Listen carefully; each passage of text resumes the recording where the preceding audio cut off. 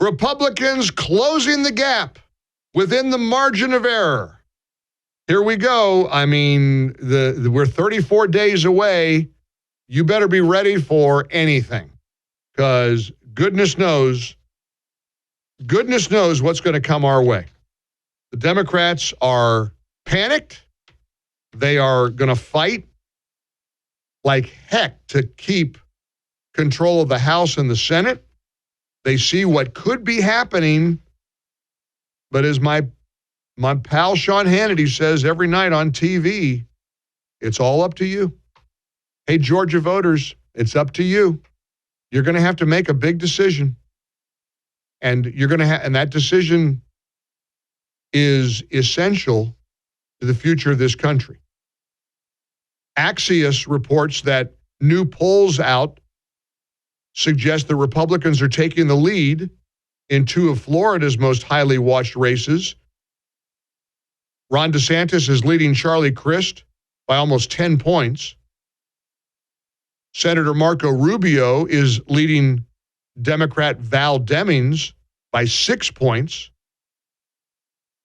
That's one race. Another, nationally, we've got our eyes on Georgia. We got our eyes on Pennsylvania. As the Daily Caller points out, Democrats cannot afford to lose a single U.S. Senate seat. In Wisconsin, Ron Johnson climbing to the top of his race. In Pennsylvania, Dr. Oz has a ton of momentum. Johnson is polling, and again, I'm sorry to read poll numbers to you, but it also is important that you get a reality check and not believe the garbage from the left that the Democrats are going to retain control of the House and the Senate. That is not a certainty by any stretch of the imagination. Not even close. Last night on Fox News Channel, Brett Baer breaking down the polling in Pennsylvania. And the Pennsylvania race is one that I cannot let go of. There is no way the voters of Pennsylvania would vote for John Fetterman. Republican critics keep claiming that Herschel Walker isn't qualified to be a U.S. Senator. Meanwhile, Raphael Warnock is a radical, far-left activist who is pro-abortion, who is pro-defund the police. Look at his track record. Look at all the things that Raphael Warnock represents. You cannot tell me that voters of Georgia aren't going to pull the lever for Herschel Walker.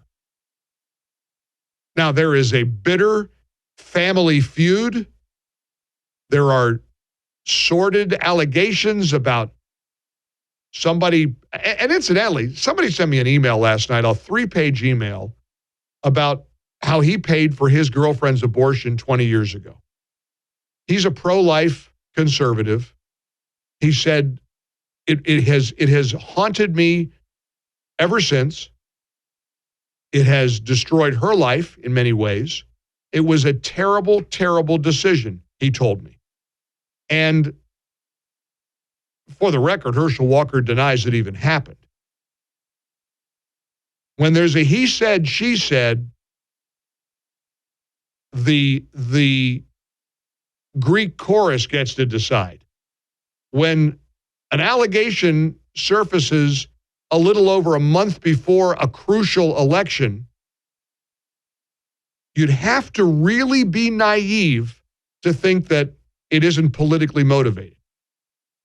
How in the world do you sit around and say, oh, it's just a coinkydink? It's just the timing happens to be that the Daily Beast comes along 30-some days before an election and decides to drop this bombshell that Herschel Walker paid for a girlfriend's abortion. And incidentally, to the left, that isn't even a bombshell. To the left, that's a noble act. Abortion is health care, right? Abortion is a woman's choice. If Herschel Walker paid for the abortion, which again, he denies, the woman involved made the decision to get the abortion.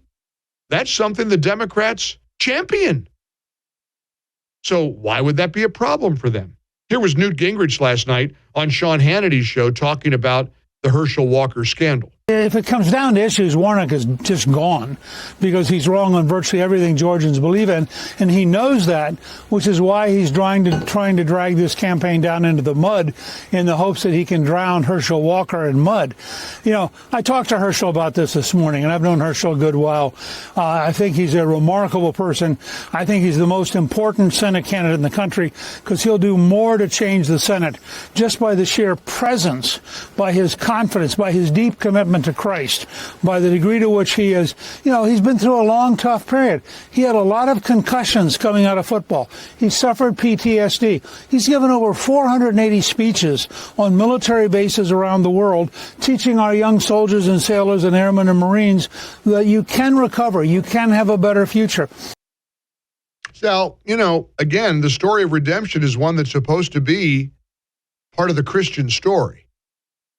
We believe in redemption. And there's no question that if the political shoe were on the other foot, Republicans would try to make hay out of this. No doubt. I understand the politics of this. Democrats are frantically trying to prevent a Republican takeover of the Senate and the House. And they're going to do everything. They're going to use all of their advocates in the media to do all it can to stop that from happening. I understand that. But what I also understand is that the voters of Georgia, the voters of Pennsylvania, the voters of Michigan, the voters of Nevada, the voters are going to get to be the ultimate arbiter. It is an absolute cliche, but it's true. The only poll, the only voice that matters is yours.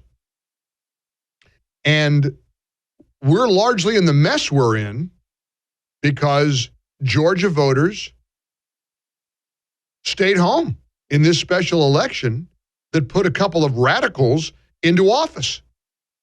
And it's my prayer in Georgia, at least, that lesson learned. If you stay home, you're going to pay a heavy price. And Georgia, with the rest of the nation, is paying a heavy price.